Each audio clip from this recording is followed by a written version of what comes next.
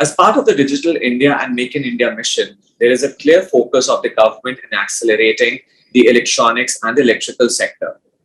With a large talent pool available in the country, many companies have already shifted their production to India or source labor from India. And as a result, under the Skill India mission, there is a thrust for skill development in the electronics sector. We have with us Mr. Piyush Chakraborty, who's heading the Electronic and Electrical Sector Skill Council, to give us an overview of the initiatives undertaken by the Sector Skill Council in skilling through apprenticeship as well. So on behalf of India Apprenticeship, I welcome you, Piyush, to this session. Thank you very much.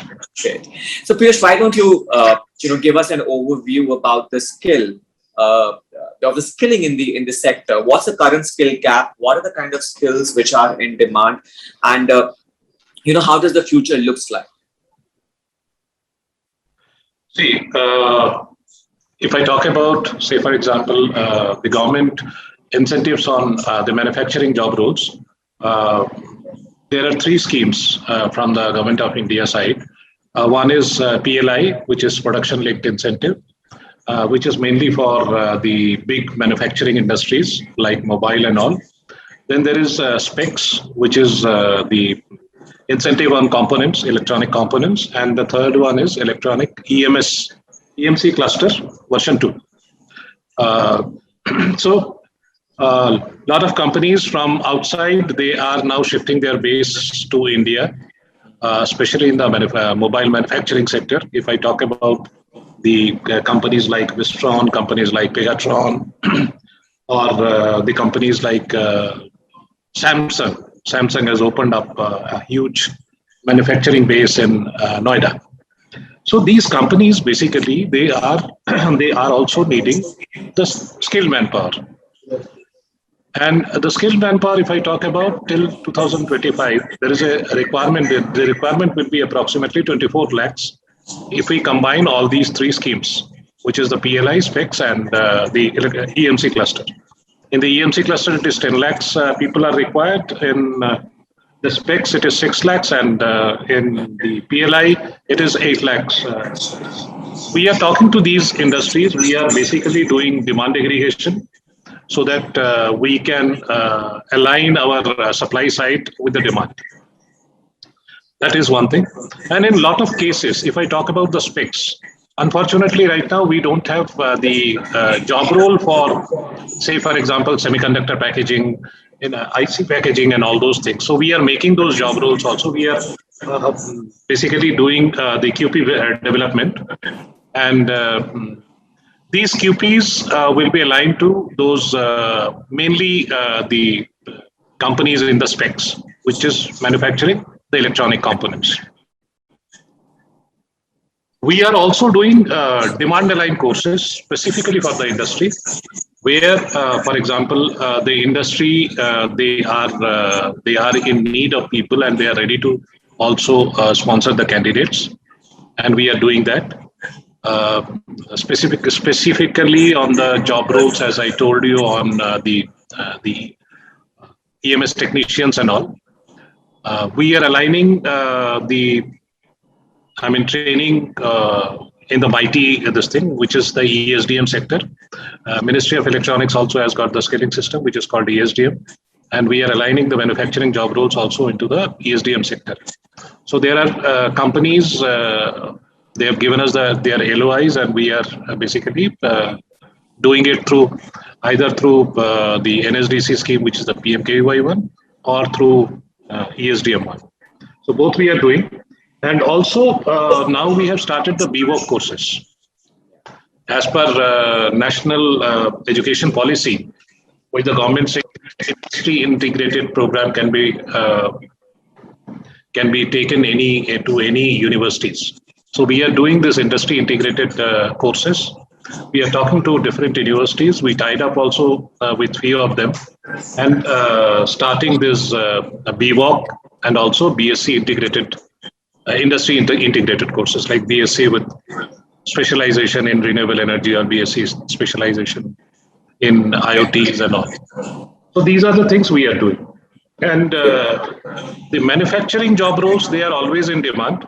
The only thing, if I talk about the service sector job roles, there are quite a few. For example, field technician AC, multi-skill technician, field technician, other home appliances, mobile phone hardware repair technician.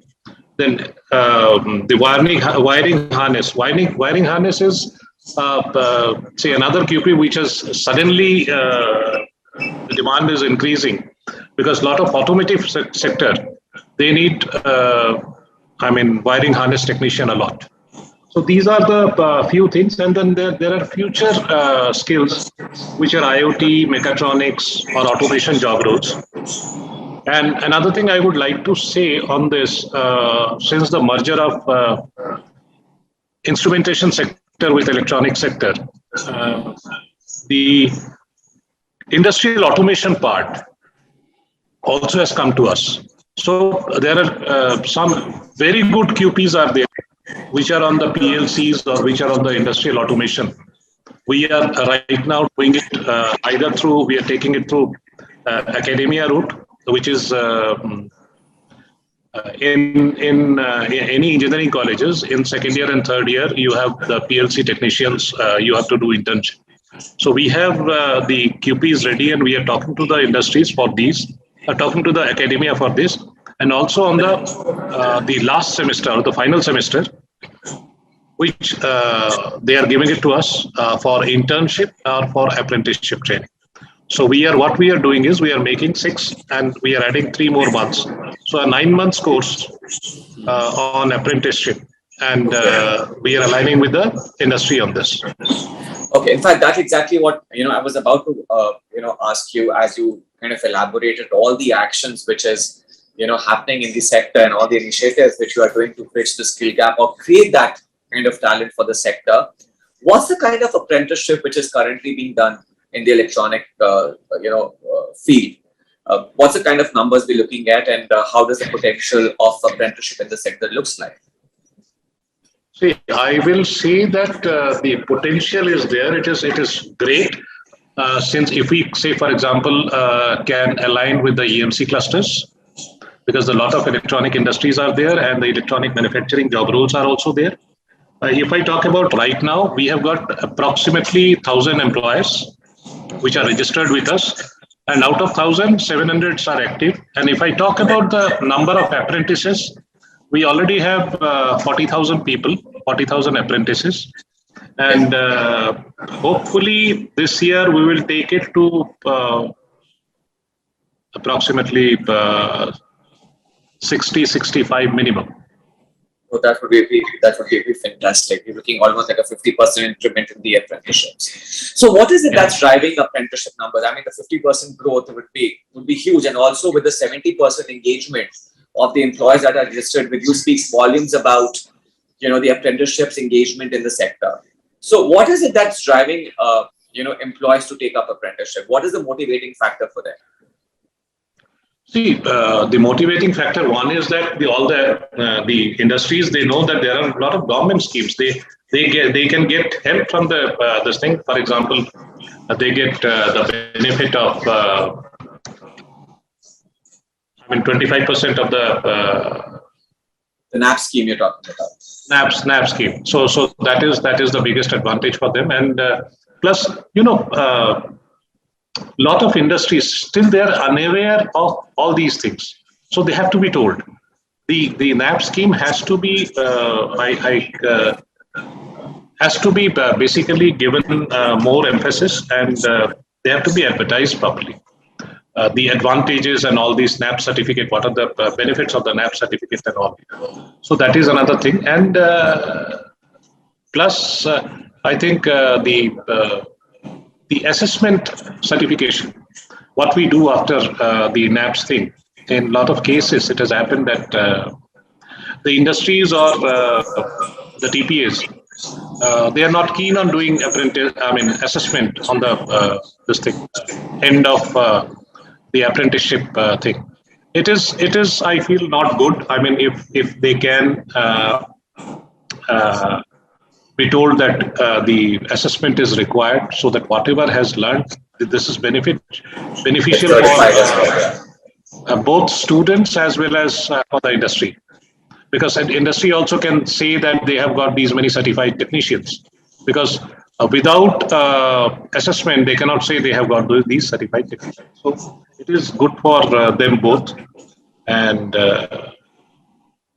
And what could be the possible reasons for? Do you think that why an employer or industry would not get an assessment? Because there's a lot of merit in doing the certification, both for the apprentices and, as you rightly mentioned, that engaging with the certified people will always kind of add merit to the productivity. Absolutely. No, that is the reason I am saying that we should emphasize more on the assessment certification. Okay, that's what Yes. So the industry also will know that the advantages is there if they go for the assessment. Sure. And even if I think it is good for the TPAs also if they go for the assessment thing. Makes sense. Absolutely. So Piyush, tell me something, while you say that there is about 70% engagement, the 1,000 employers which are there with 70% of engagement with the apprenticeship, we still feel that it is the MSMEs which have kind of stayed away from doing apprenticeship. It's still the large organization which continue to do it and who have been traditionally been doing apprentices for a fairly long time now. So what are the challenges or the concerns that the MSMEs face which stops them from doing apprenticeship or getting into apprenticeship engagement, and what are the possible solutions that you could think of to get them started? See, one thing is that the MSME in the MSME segment, one is that they are small companies and they don't basically, the number of employees are so small, they are not so much interested to go for the government, the regulations and all. Instead of targeting one MSME company, if you target the association, if the association can do something for the MSME industry, it will be the best thing. But for example, would you want to elaborate on that? What kind of say, for example, in any cluster, there is always a MSME organization is there. So that MSME organization can take care of the complete apprenticeship scheme. But the unfortunate part is, everybody wants to see something. Is it there for them or not? So the association of MSME probably won't help that much.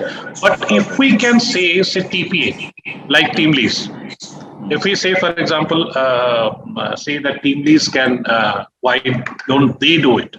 Say they can combine association 1 with say 10 MSME industry, association 2 with 15 MSME industry, and they can form this the whole the assessment. The NAPS program, I think that will be much better than the giving it to the association. Sorry, please go ahead. No. What I'm saying is this is beneficial for both the MSME sector also, as well as also the TPAs also can see some revenue out from these things. Some revenue they can also generate. So it is always better. But for example, for the association one, associations are generally not for profit organizations, and they don't believe in the extra work. So it becomes an extra work for them. Instead of that, if it goes to the TPA sector or a private the TPAs, so they can have a group of MSME industry and form them a joint association. And then register in the NAPS instead of registering separate MSME companies. Sure. Great. I think that's a very valuable suggestion coming from you, Piyush. See, over a period of time, we've also seen that organizations are now scaling up the women apprentices engagement. In the factory setup, in the manufacturing, apart from traditionally they usually take into the services sector, but now we see that a lot of women getting into apprenticeship in the factories. So what are these job roles? Do you also see this trend happening in your sector? And if yes, then what are kind of job roles which you feel in fact, Sumit, the best part is the manufacturing job roles. Most of the manufacturing job roles, they require women more than men. Because one is that they have got nimble fingers, and plus they are much more attentive than men. So the the technicians and the manufacturing job roles, most of the industries, they want female candidates. Okay. And you mentioned a while back about BWalk, Piyush, Yeah. that some of the programs that are getting introduced. As per the All India Higher Education Enrollment report that was released by ISCT a while back, we realized that the engagement or the enrollments in the BWalk has just marginally improved. So about 2 years back, or as per the last report, it was about 0.08% enrollments in the higher education happened in the BWalk. Now it is 0.1. So just a 0.02% increase that has happened in the BWalk enrollments. While in the current or the last year when the NEP was launched, as per the UGC guidelines, they came up with the degree apprenticeship programs, and you did mention about that as well. Yeah.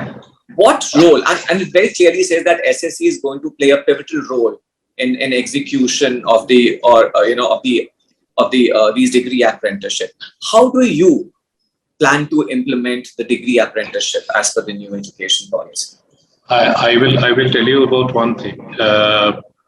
I think Logistics Sector Skill Council, if I talk about them, they are the basically pioneer in this. I mean, they started this BBA logistic program, which is an excellent program. And in fact, Ministry of HRD also has mentioned in the letters about the Logistic Sector Skill Council.